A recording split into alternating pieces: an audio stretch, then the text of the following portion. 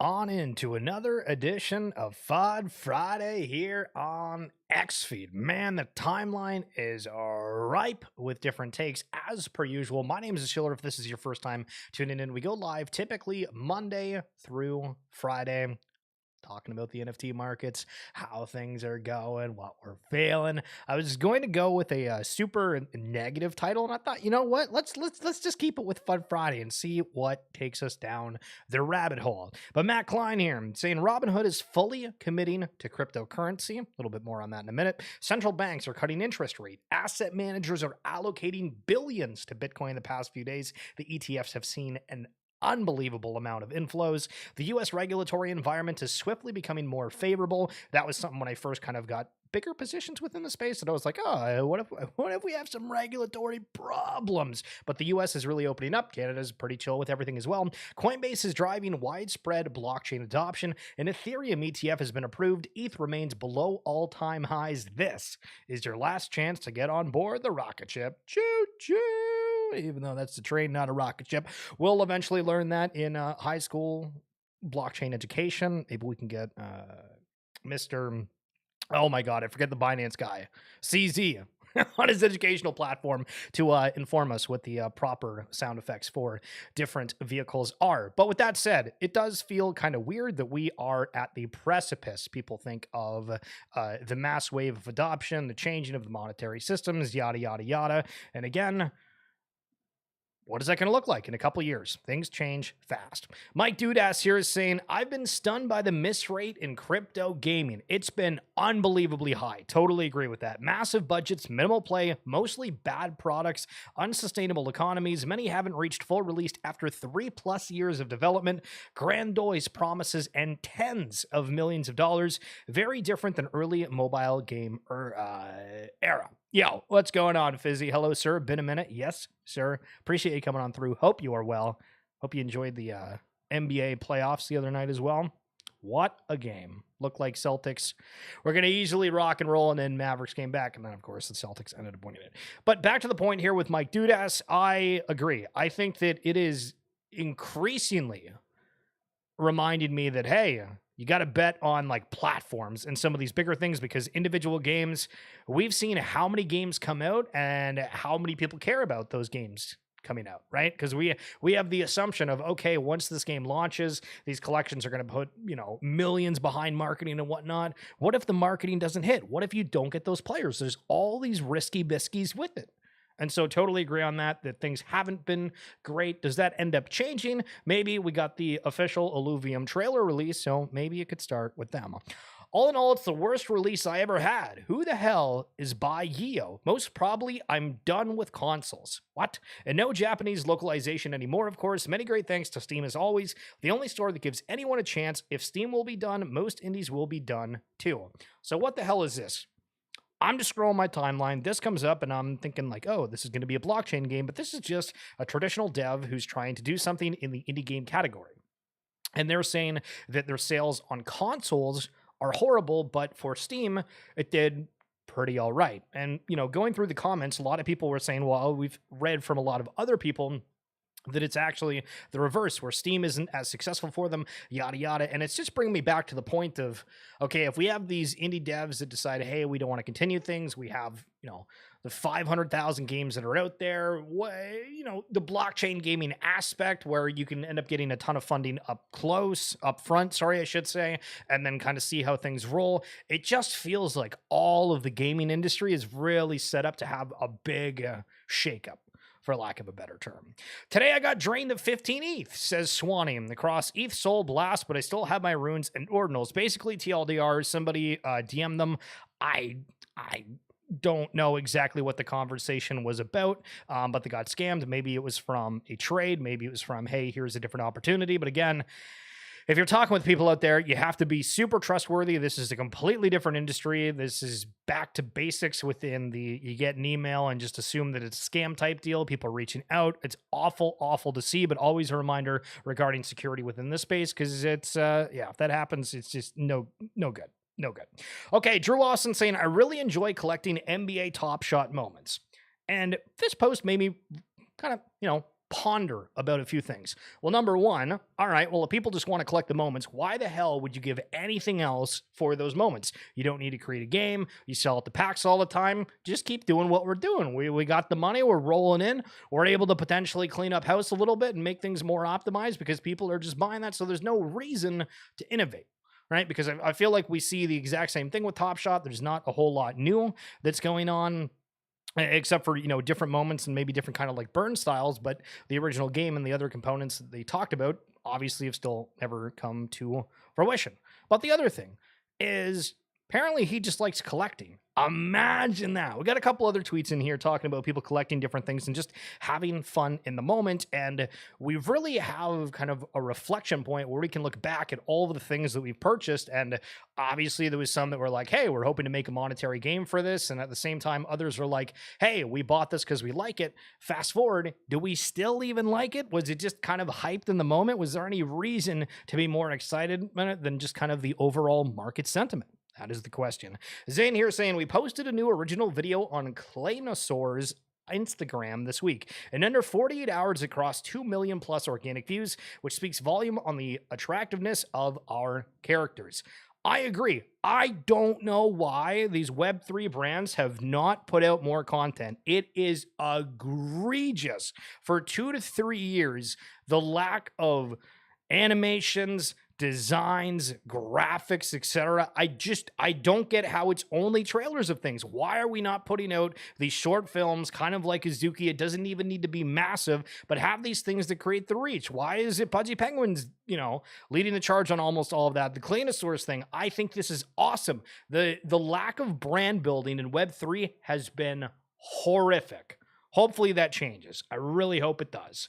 Last cycle, Sky Mavis, which again, Axie Infinity, Ronin, all those kind of jazz, leads play to earn. This cycle, Sky Mavis HQ leads play to earn. What else can we expect from the kings of the gaming chain?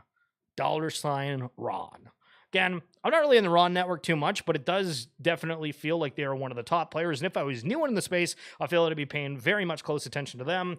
Also, tweet notes saying, we're going to ship so much you may even get tired of shipping. And you'll say, please, please, it's too much shipping. We can't take it anymore. It's Sky Mavis. It's too much. And we'll say, no, it isn't. We have to keep shipping. We have to ship more. And again, there's a huge difference between different collections and things that are able to ship, able to talk like this with the air of confidence. Be very much paying attention to who is doing that across the timelines. And then, of course, holding accountable if they end up not doing that. Justin, Sky Mavis, we're kind of on the same topic, recovers an additional 5.7 million US from the stolen funds dating back to 2022. So there was a huge hack with the Ronin Network bridge. And I guess they're saying that 15% will go back to cover the legal costs and 85% will be brought back to the Ronin Network.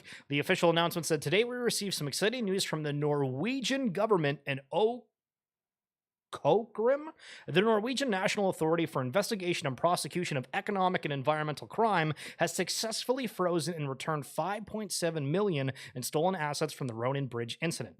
We'd like to publicly extend our heartfelt gratitude to everyone who assisted in the recovery efforts, especially Krim and the FBI in the U.S. for their tireless effort to track down and recover these assets for the Axie and Ronin communities. Nice. Good that we're able to see some funds coming back. Love to see it. Wave saying, apparently X is definitely becoming that platform that's covering everything. You can now call other people. So check out your settings if you're able to, I guess, turn it off if you don't want people sending you audio or video calls specifically. But again, I guess X messages is turning into Facebook Messenger / Discord / whatever you want to do. Yo, Midbeast here, totally unrelated to crypto here, but saying, holy F, KFC in America is bad, genuinely pathetic, wow, blown away. Guys, I don't know what it is, but the ingredients in American food, totally different. Like, I tried a Big Mac there once. Dad, nope. I couldn't even finish it. Listen, I typically eat anything. Couldn't do it. Unbelievable. Betty here, pre-royalty wars, I think, were a beautiful symbiosis to the space where the needs of creators, collectors, and traders were largely balanced and everyone got a piece of the pie. Agree. on the early stage, people used to yap about how artists, this is like the place for them to be. They can always continually earning, for these collections, they can always continue to build. You don't have to release like a game with a one-time cost. You can always kind of earn something if people are trading these assets. The opportunity is way more significant with the aspect of royalties being attached to everything. Then we all fought over it, turned on each other, and lost some of that magic. Let's run it back. So we'll see here what happens again. I'm not sure if Deadfellas was a part of the ETH move over to Magic Eden, but we do know that Deadfellas is a part of the partnership with Futureverse and the Third Kingdom. And again, everything on Root does have a huge royalty feedback loop. So very interesting if that's in reference to that, something else that's happening in the market, or just a general broad statement. So yesterday we highlighted the Cristiano Ronaldo collection that was on Binance. And sometimes you forget 111 million followers on X. I do own Ronaldo.root if anybody's looking for an interesting .root name. Got a couple of the beauties on there, of course. But yeah, apparently if you collect all 6 locations from their Binance NFTs, you can win a chance to meet Mr. Ronaldo. God, celebrity meta. What a time. Robinhood acquiring Bitstamp means that they're all in on crypto. Coming from Jim here. In 2020, I interviewed at Robinhood. My take-home assignment was, how would you grow Robinhood during COVID? And if anybody doesn't know, Robinhood is like a stock application or a protocol that they're now really getting into crypto, but they weren't as much before. My pitch was go extremely heavy in crypto. I ended up getting the offer, but was told that they wouldn't think seriously about crypto for another year plus, so I ended up not joining. Cool to see that 4 years later, they're taking my advice. Kind of nice to see him. I guess they're acquiring 4 million new customers with this. And it's, I mean, again, like where this is just becoming way more mainstream every single day. Do you guys remember Huxley, the artist? Ben Morrow was on a Halo artist team and a whole bunch of other things. I actually have a really old interview with them if you do check out the YouTube channel, but they've been doing a comic series. They're building out a game. They finished their comics, it looks like, and kind of cool to see. I got a whole bunch of the very first edition in my closet as well. So maybe I'll break those out for you guys someday. But cool to see that they're still rocking and rolling. Speaking of rock and rolling, we're seeing Decentraland here with a new map that looks actually not terrible. Listen, I've been insanely critical of Decentraland just because nobody I know goes on it. I know that they're trying to do the metaverse aspect of things. I think, like, it's cool, but the valuations of some of the things is just absolute insanity. But showing a couple of different things here of the person dancing, the map, and we'll see once this loads, kind of different areas. And again, these look like just games, but again, the idea of the metaverse, do people care about playing within these? Is it brands that are going to get them in it? Is it friends? Is it meetings, social aspects? All these questions with it, but it is interesting to see kind of this map, and it looks like they're updating the graphics a little bit because I think it looks better than what it was before. Nouns DAO.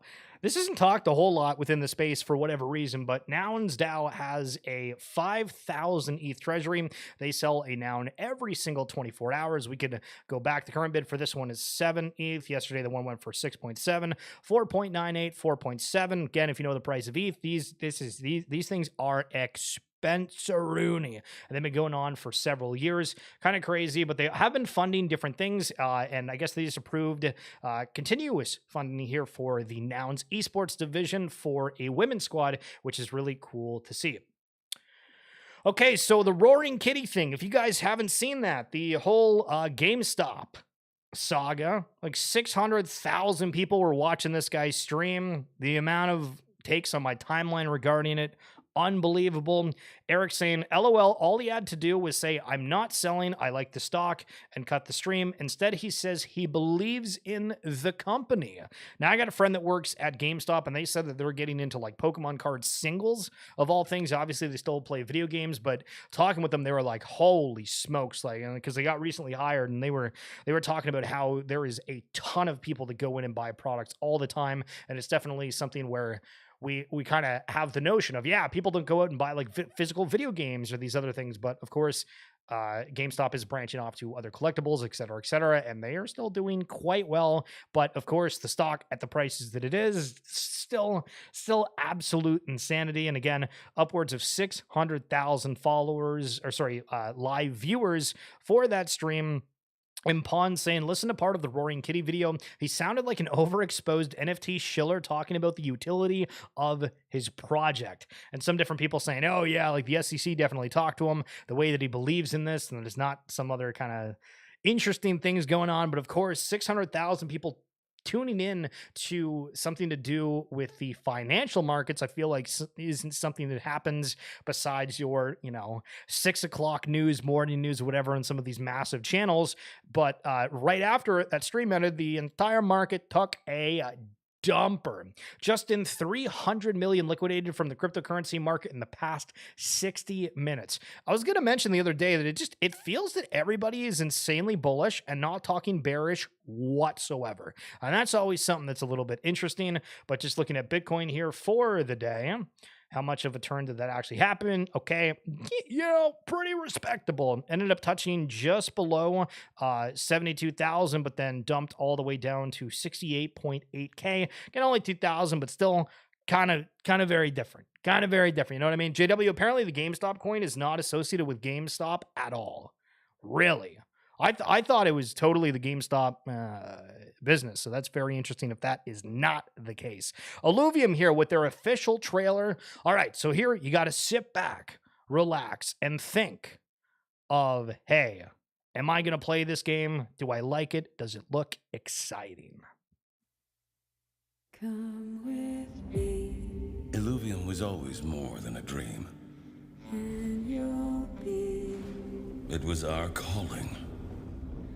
in a world of pure imagination. If only they knew the truth. We'll begin Scans indicate a dead planet. But I can feel it. This is Illuvium.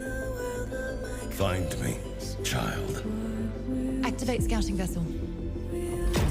and show our people who you truly are. She won't decide our fate.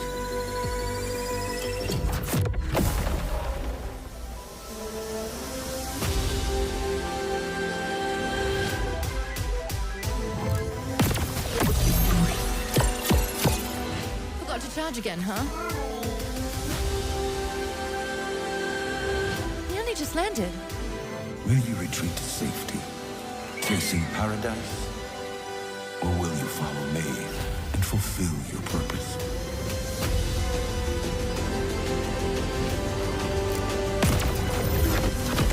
We'll find her soon. There's no way off this island.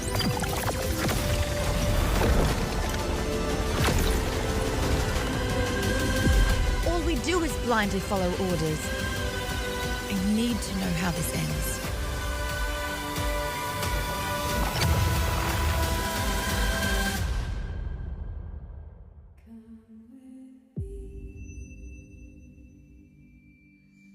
Not bad, not bad. Very much like that trailer. July 25th, Epic Game Store available on Mac and PC. Illuvium, again, one of the kind of original collections that I saw launch way back in the day. Almost 400,000 followers here, kind of a monster battler with very different styles of games as well. So trying to make something for everyone. And again, on the topic of Web3 gaming, very much hope that it does well and brings a lot of eyeballs. And JW, just for the point with the GameStop coin, I think that you might be thinking about like the crypto coin, but I think for like GME and what the Roaring Kitty was like specifically for the GameStop stock, I believe. So we brought up Fibaka here, and we're going to use Fibaka because I love Fibaka. Again, we got an interview with him, and I think he's great. But I want to keep harping on this Maxi thing because people I don't think realize this, because we're seeing the NFT market as a whole. Yeah, you're not going out there unless you're new to the space and trying to maybe find like your home per se. But most people aren't going out being like, oh yeah, like I'm going to go buy this other NFT collection, right? To highlight this again, Fibaka. Here, apes are number one. You think this guy is going to go and buy another collection that isn't Yuga related? You're crazy. You're crazy. You got to build something that the maxis want to be a part of, or just change up whatever's been being done within NFTs. Because for the most part, disregarding like RWAs and whatnot, but if we're talking about like the ETH NFTs, some of the Solana NFTs, et cetera, that are for like these brands, characters, PFPs, it's kind of all the same for the most part.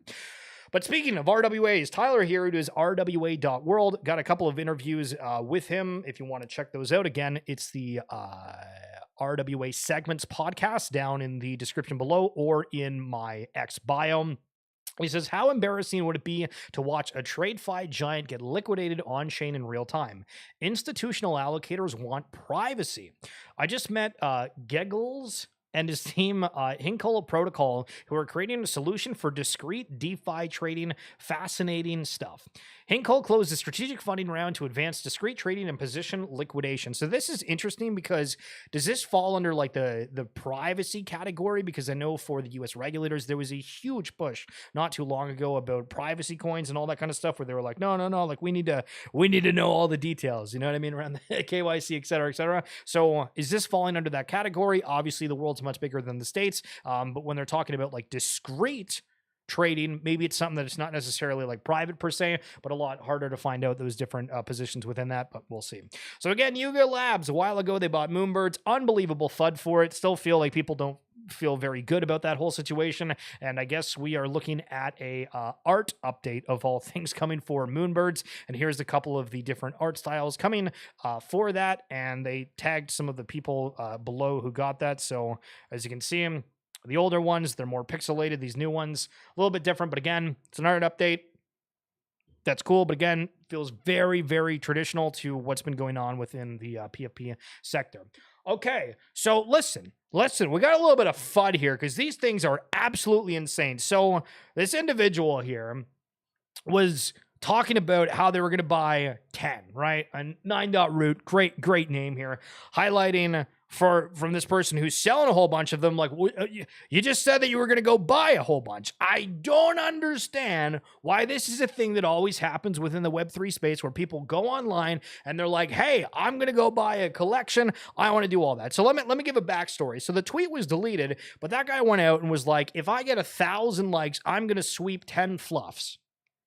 So first of all, I don't even know if we have 500 people within the Futureverse community that are on X, right? Like typically we have like 100 people that like the tweets and whatnot, but I don't think we have that many. I really don't think we have that many out there. So asking for 1,000 is like just absolute obscure engagement farming as an attempt. So then they comment on that and say, oh, we'll knock it down to like 500. They end up buying a whole bunch of them and then they start dumping it all. And it's like, okay, what the, so are you just trying to do this engagement farming? Why do people do this? It's the same thing that people go out there and they're like, hey, what's undervalued? Let me go check it. It's just like, I just don't understand. You don't need to say anything.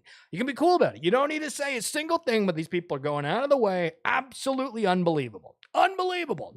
Solana-based GME coin, GME, a meme coin playing tribute to GameStop, not to be confused with GME stock, has surged by over 150% in the last 24 hours to reach 0.029 cents on June. Okay, cool. Yeah, I haven't really delved too much into the Solana meme coins, to be totally honest.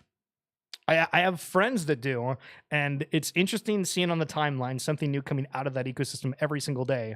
But is it something where whenever something gets excited, world news of any sort, just make a token with the ticker that people like, and then bada boom, bada bang, you made it. So Artifact more specifically has a video here regarding their shoe. Now, I want to highlight the aspect of as soon as we play this, they say that we are the first. I hate this within Web3 because there is so many collections and things that can be considered first for things that to me, it just feels like a buzzword to add in something to make it sound a little bit cooler. But let's see if you think what Artifact is doing is cooler. Artifact is a brand based in the future. We're the first digitally native brand focused on empowering gamers and creators. We grew up with video game culture, and a lot of the fashion and even like sneakers and games, we're super inspired by it. Like every design and every time we think, we always think without limits, because we're all born from like the gaming world and we love to, not restrain our imagination with physical constraints. We've always dreamed to make our own silhouette. So after joining Nike, we did a collaboration with Air Forces, and we had this insane remake of a classic dunk that we wanted to make happen. So we were super lucky to be introduced to an amazing Nike footwear team. Yeah, the Artifact dudes, they're different, crazy different. And in a lot of ways, these shoes are groundbreaking. This project really allowed us to push the boundaries of footwear, to look at all the different innovation pipelines that we have and to coalesce them together into a cohesive product. We came from parts of the footwear to starting to see things constructed, and you know, going from factory photos to actually seeing the thing in hand. And we started up there, and it's just gone up there. Yeah, we really tried to obsess the details on this shoe. From the laser etching and color gradient that you see on the swoosh and the blade components, to the silicone printed space laces. We have cotton canvas upper overlays. We have a nubuck-like synthetic against some corn-based PU molded borders, which you kind of see here. And so we try to play a little bit more into what a natural shoe would look like 100 years from now. We wanted this to be wearable, comfortable for everybody every day, and so we actually included a compression molded foam here as opposed to the traditional rubber, and then we added a zoom unit in the heel to cushion every step. So while they're super futuristic and a collector level piece, they are everyday wearable, super comfortable. So one thing that we wanted to introduce for this shoe was modularity. I wanted to give the consumer a couple points of interest to decide how to wear this shoe. So the tongue shield, you can remove and place. The heel shield you can remove and place. And then the lace lock wing clips you can also take off. And the new generation, they're used to working on programs like Blender. They're 3D modeling, placing it in Gary's modern modding, say Roblox or Fortnite. And with that mindset and understanding 3D creation, they would be able to 3D print the assets and customize sneakers physically. The shoemaking is an art. If you bring 3D printing and different materials, and how we brought our ideas from mods from video games and all of that and bring it to life into a physical product, then I think it's going to inspire a lot of new people of like what a shoe can look like and what a shoe can be. So this shoe, it's the first time we're actually opening it up that anyone can actually purchase it, and we're doing this live on Sneakers. All of our previous shoes were exclusive to people in our community. This was the first ever Nike shoe to ever have a pre-order model. We believe pre-order is the future. The shoe also has an NFC tag to authenticate the shoe. And I think for us, this is the first shoe made by gamers for gamers.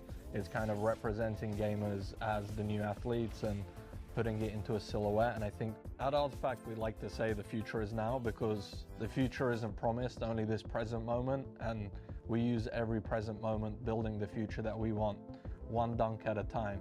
Yep, one dunk at a time. Oops, you stepped into the future.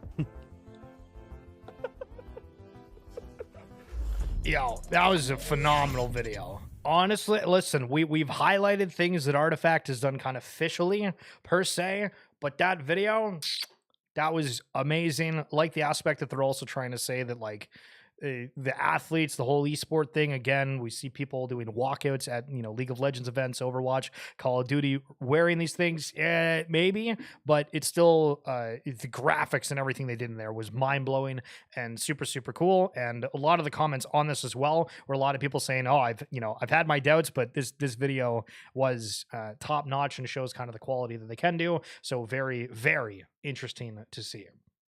Now, talking about advancements here, we have kind of a back and forth here where somebody was talking about Silo with the asset register. Of course, I love Silo. We talk about it all the time. I think it's going to be one of the most integral components of Futureverse and potentially some of this blockchain tech, because again, we are still needing like standards for things to interact within the blockchain space. And so Believin's having a back and forth here, and Aaron McDonald, the CEO of Futureverse, chiming in saying, always happy to collab.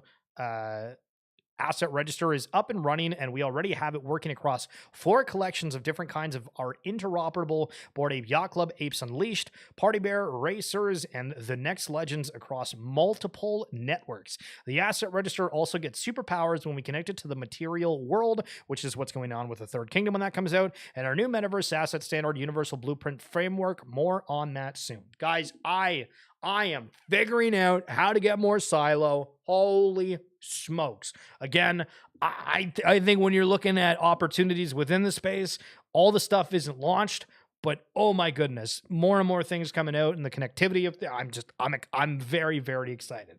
Okay, so there was a back and forth here between Peter Schiff, who's one of the gold maxis here, talking about how they went to get a haircut for their kid, and it was $70. And this is in the US. So $70 US, not $70 Canadian. And it's like, oh my God.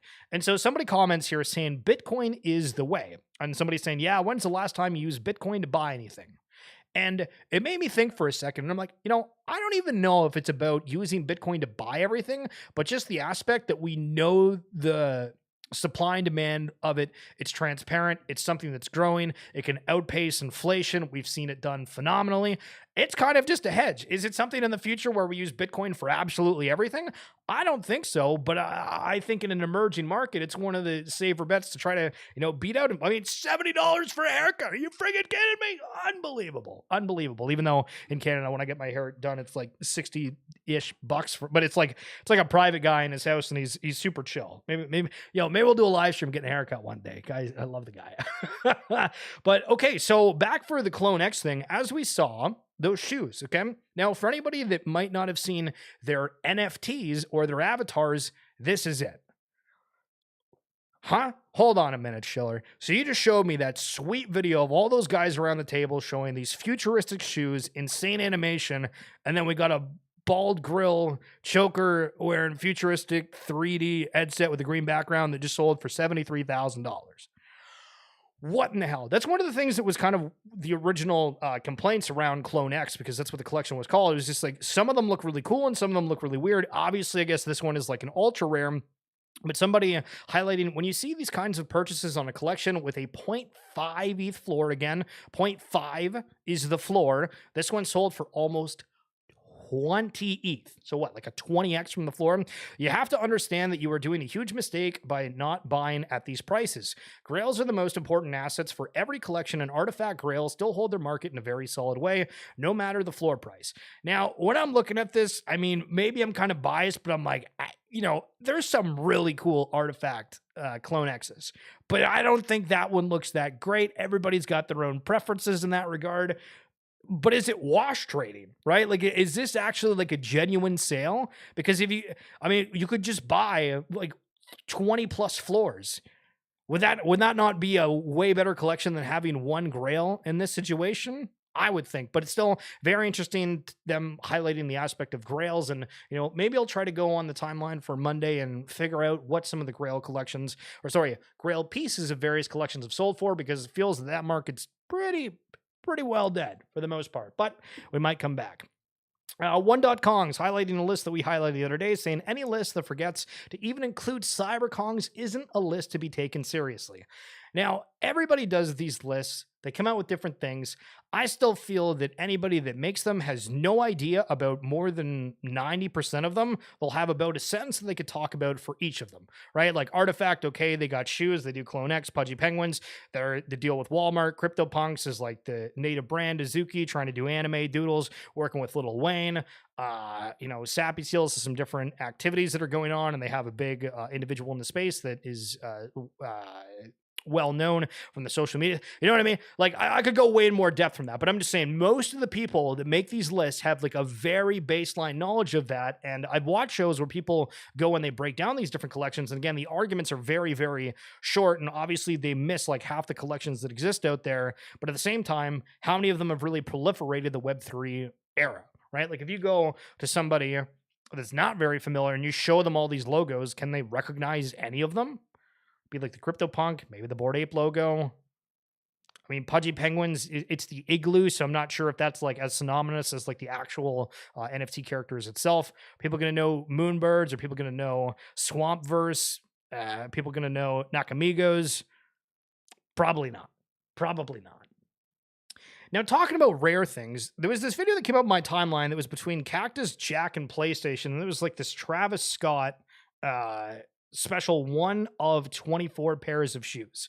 And it's, back to the Grail conversation a second ago, that stuff's cool. If these Grail collections get you very unique physical items on top of having these cool digital things, I think it's going to do even better. But for the most part, I don't really see collections doing too many physical aspects. And Raheem saying, I legit miss minting NFTs and waiting for the reveal. It made me feel like a kid when I used to open Kinder Eggs. That feeling of pure joy and euphoria is priceless. Bring back NFT mints. And the reason for that is because a lot of new NFT mints had super short-lived hype cycles where if you got a grail, you could flip it for a bunch. And if you didn't get anything, hopefully you could just dump it on the floor real quick. But again, the aspect of, grail hunting, Pokemon pack ripping, going for those grails. People love that, and I'm surprised there's not more of it. But again, takes a while to get these artists together and do all those crazy things. But that's going to be it for this edition of XFeed and wrap it up for this week. JW, thank you so much for coming on through, and miss y'all. Fizzy, not sure if you stayed through the whole thing, but appreciate you popping through on the beginning, and anybody that watches the VOD. Thank you guys. Of course, if you are wanting to check out the podcast that I do on the side, RWA segments. Recently, we just did an interview with Luca Netz from Pudgy Penguins, and I think it is a great session. In the bio on X or down in the description below on YouTube.